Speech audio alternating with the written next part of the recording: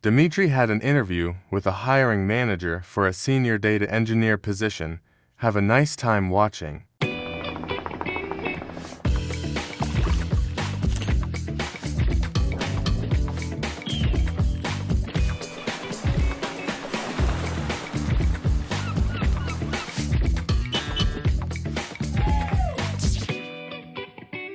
Hi, Dmitry. Could you please go through your experience and how did you end up applying for this position? I'm living in BC for almost last 10 years, and I'm working with data. Before it was just data warehouse, ETL development, almost like 15 years. As soon as I came to Canada, I worked a bit in insurance company in Manitoba, and then I moved to BC, joined Amazon. In Amazon, I was work 3 different teams on AWS, mostly building data platforms and intelligence things related to support product managers, machine learning engineers, and like anyone who's more or less responsible for the data infrastructure, choice of the tools, and yeah, make sure everything aligned and good. My very first project was migration, just on-premise Oracle to cloud AWS, and the rest were related to AWS data warehouse, big data, everything related to this. After Amazon, I joined Microsoft, was working in gaming, and they had on-premise solution and partially in Azure. The goal was to build like unified platform using Databricks, and I tried for the first time this approach with Lakehouse, the same data lake, but slightly different table format. It went pretty well. Yeah, and then I joined Rockio Data, where I was placed as like different engineer, embedded engineer in different projects, around like 4 or 5 different projects, like small startups and the big Rogers, for example. Then I was doing similar, either manage data infrastructure, building pipelines, yeah, communicate with stakeholders. That's my focus. One of your projects was a migration from Redshift to Snowflake. What led to that decision? It wasn't my decision, so it was decision of organizations. It was pretty big company, S&P 500. They started like as anyone else before Snowflake was popular with Redshift, default option on AWS. Grew a lot, and they also had some pipelines written in R. It's a separate story with the R language that just very hard to find now data engineer who wants to work on R. So the goal was to move away. And then the Snowflake, there are issues related with concurrency.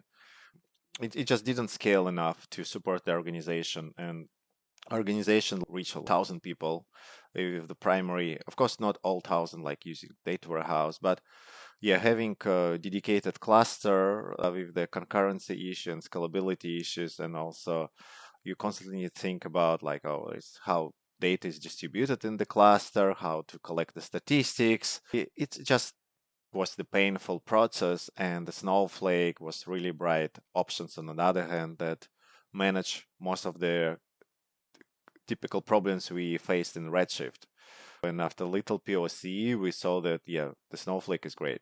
Even just simple, you can manage different compute clusters for different workloads. And you can manage the cost, you can manage the size. You don't have any problems that you faced in Redshift. And also overall table designs, because in Redshift, if you accidentally like choose the wrong sorting distribution key, your query performance is slow. It might affect ETL delay. It might affect the reporting. All those challenges gone in Snowflake. And then in Snowflake, there are a bunch of features to support like enterprise grade for data encryption, for dynamic masking.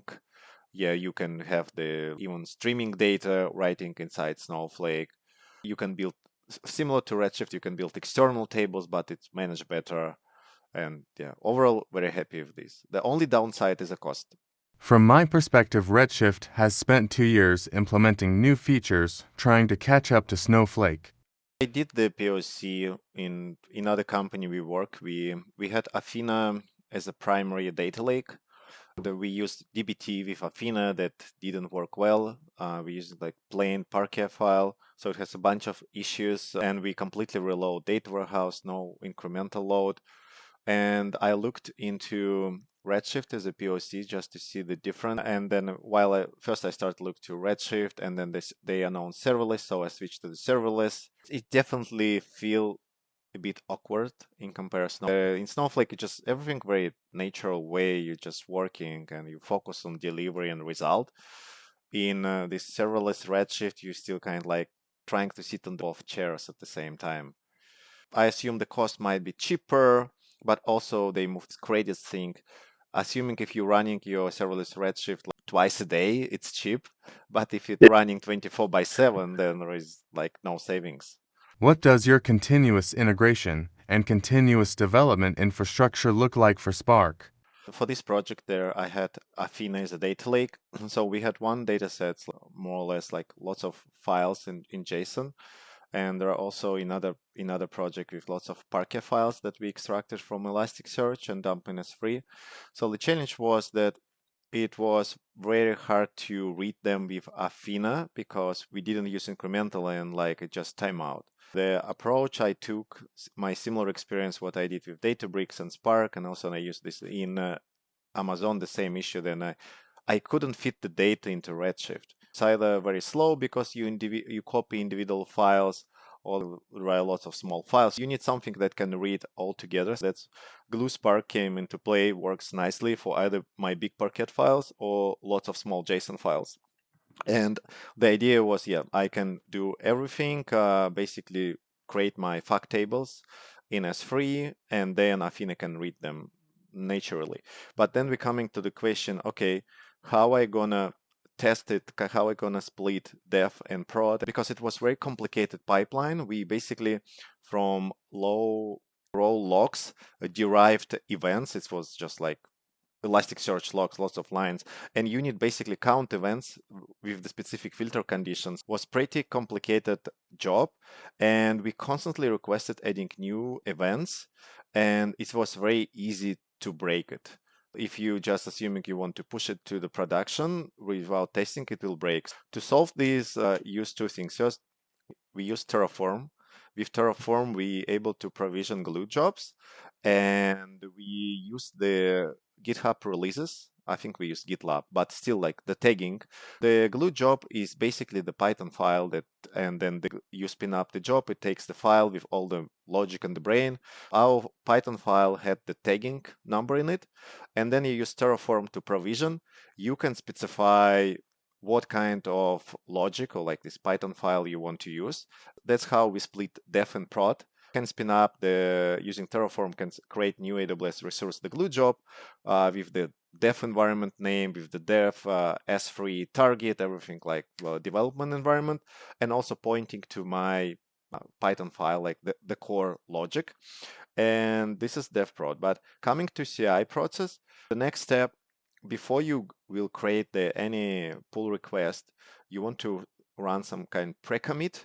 And the pre-commit was running PyTest. It's basically mocking some dummy data, and then we'll use your Python code to trying to run it locally. And we use for Glue Spark, there is available Docker image. You run your Glue Spark and the Docker. It's pretty heavy image, like more than 1 GB. But the idea, you can run it locally, take your file, feed into this Docker image, run locally using the mocking data. All PyTests should be passed. It's basically just number of events still the same after the change, before the change, using the mock data. And then the same with CI process. Basically, we've built the same in GitLab. We're running the same container, but independently from developer. We didn't fully finish a CD process to automatically deploy the glue job. It was still manual process, but in theory, you can just adding more actions in your pipeline to execute the Terraform. We basically tie it to release. So you do release, and then the pipeline can run in GitLab to run the Terraform and update the glue job. The glue job only pointing to the right Python file with the logic. What are you looking for in a new role? What would you like to do day to day? What are you most interested in? One thing is very interesting, how my data job can, or data work can impact the business. Understanding what the company trying to achieve overall, or like in the fiscal year, what objectives it has, and how the data work will support it. At least then I will do the work. I will understand why I'm doing this. The second one, I like to work, then you have some kind of freedom, or at least if you see, like, for example, Redshift has the issue, then you can communicate or write down the issues with the team and come up with some kind of agreement that Redshift is not what we need, like should we invest our time like in the better product. In my example with Athena, I trying to communicate that we have issues with Athena for almost a year, and it's never worked out. Yeah, and because from my first day then I joined the company, I wrote down the document like proposals. We have issues with Athena, and we have Redshift, we have Snowflake, we have Databricks. I'm happy to do like proof of concept any of them, but we end up with nothing. For all the time, we're still using Athena. Problem starting growing because your volume of data is growing, so it means your nightly ETLs are failing more often. And yeah, we have some legacy dependency we never resolved. So, and this is the challenging. Then you work in an environment that you don't have any influence. Even if you communicate the problem, if you do it not just like, oh, I'm panicking, let's like everything crap, let's do. I mean, if you do the right process, you write down everything, you meet with the team, you discuss, the team is agree, you're trying to push this to the manager, and but you have constant pushback without clearly explanation why. Because I look onto this less on the data engineering, more like I see the company is struggling with what we have, and just keep hiring the people to maintain what we have instead of going to the executive team and say, this enough is enough. Let's just, yeah, we may need more money, we may need more time, but down the road, we shouldn't follow this path. And in my case, it was example that at any cost, data leadership team trying to keep going with their path. It ended up bad for everyone, but it is what it is. If you had a choice, what tool would you choose? For me, the only two primary products exist is like Databricks and Snowflake. Snowflake is like Redshift, and Databricks, it's you completely own your data in S3, and then you have your compute to process it and move from one bucket to another, from one folder to another. Means you don't need to unload anything to S3 because your data already resides in S3. I don't have any confidence in long-term success of Redshift. It will work, it will succeed, but for the same amount of time, especially engineering time, you will achieve maybe cost-wise, yeah, the Snowflake might be more expensive. It just unlock you to so many different use cases that you can just spin up multiple compute clusters and do everyone can do whatever they want, and it will rise the bill, but it just game changer. For example, in gaming, my primary data source was telemetry events. There was the software engineering team. They built some kind of like service that can collect games events from the games, from like clients, and they accumulate, process this, and dump in real time in bucket. And then I, in real time, ingest this into my data lake. Just like as soon as events there, I just process them and save in Parquet by hourly partitions. Several times a day I can run my fact table, recomputational, but it's still my fact tables is actually like just Parquet files or lakehouse format like iceberg delta files, and then I can use the Databricks cluster to connect BIs, and then I have diverse number of clusters. I can one for Power BI, another one for internal users, the third one for data scientists. So everyone have own clusters, but they all read the same data. Tell me an example from your experience of how you delivered data to end users. I work on one project, then we had these embedded reportings for end customers. In this project, we never put them connect directly like to BI that connect directly BIs. We have our Snowflake warehouse, but we unloaded aggregated data, all metrics, because usually those users they don't need like raw level data, they need aggregation. We unloaded it daily into S3, and then from S3 it was imported into Postgres instances. So had like Postgres instances in different regions. On top, we use like custom BI tool. I think it was a different team, Cube.js. So some JavaScript things like, or it's not like enterprise grade BI tool that cost a lot. I bet the Power BI for 10,000 external user cost a lot. They either get emails with their like reports or they can access it in their accounts. It was completely separated from your data warehouse. So the primary reason of data warehouse was support internal use cases, either like on the aggregated reporting, executive reporting, or deep dives for analytics or machine learning workloads. We didn't want to put extra pressure because the pressure, even not just the compute, the pressure, if something breaks with your Redshift and BI, like 10,000 users without reports, you even don't have the way to notify them. And if something breaks in our projects that completely split it, assuming your Snowflake warehouse breaks, doesn't matter. You have the data in Postgres that may be 1 day behind, something like this, but it's fine. It's not like completely loss of the data. And then you also have additional tests, the data that you export, the data that you import there. But the idea it was, yeah, just an option, completely split. As a summary, what's like top three problems you have with the current implementations? What is your experience with Matillion? With Matillion, the biggest disadvantage was for me lack of like ETL as a code, whatever like I don't know, JSON XML files, your workflows. And then I work with them trying to convince them implement this feature because we were early adopters of Matillion and Amazon probably before they were so popular.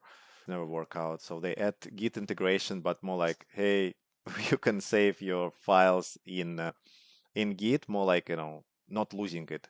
How much you pay them, like yearly as a contract? Because in the past, Matillion was hosted on EC2 instance, just Linux, and then we pay like, I don't know, depends on the size of the instance, like 17 to 20,000 a year.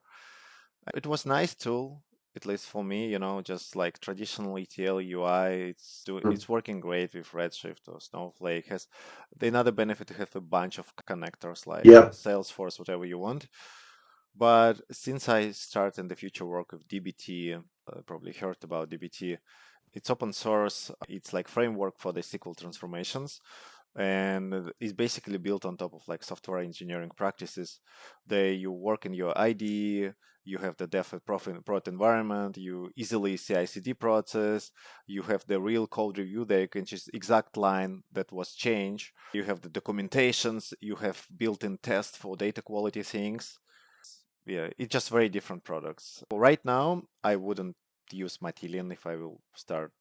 I give you assumption that in UI you can work faster, like low code, but in reality, if the team is growing, complexity is growing, you end up with what you end up, and also you pay a lot. Did you ever have people reporting to you? It's more like I'm acting, as a like team lead way, can plan the sprint, decide what to do and how to do, and make sure everyone is understand what should be done. If they don't know, I can mentor them.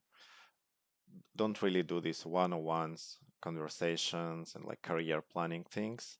I can suggest some things, but not as a people manager. I just have different focus. I have one last question. You were referred to us by two different recruiters. How does it happen? With one of them, I used to work, like the second one, I used to work the most recent. But the first one, they just had my resume for a long time, and they just reached to me way before the second one. Then the second one reached to me, the first one disappearing. The person who scheduled meeting today, they basically disappearing for me. 3 weeks later, another company, CI Systems, came to me and say, "Hey, do you want to interview?" I even wasn't sure the company name, and I say, "Yeah, okay." I start looking. Oh, it's actually the same company. And next day, this person who scheduled interview came back. Hey, we want to schedule, and I like, oh, sorry, everyone. Some questions from Dmitry to the interviewer. In terms of lagging question, what's the ideal? Like, do you want 1 hour lag for architecture for this? How you ingest the events? And what is the data warehouse you're currently using? And do you want to stay with Redshift? You have external customers. Do they hit Redshift for reporting? How big Redshift cluster?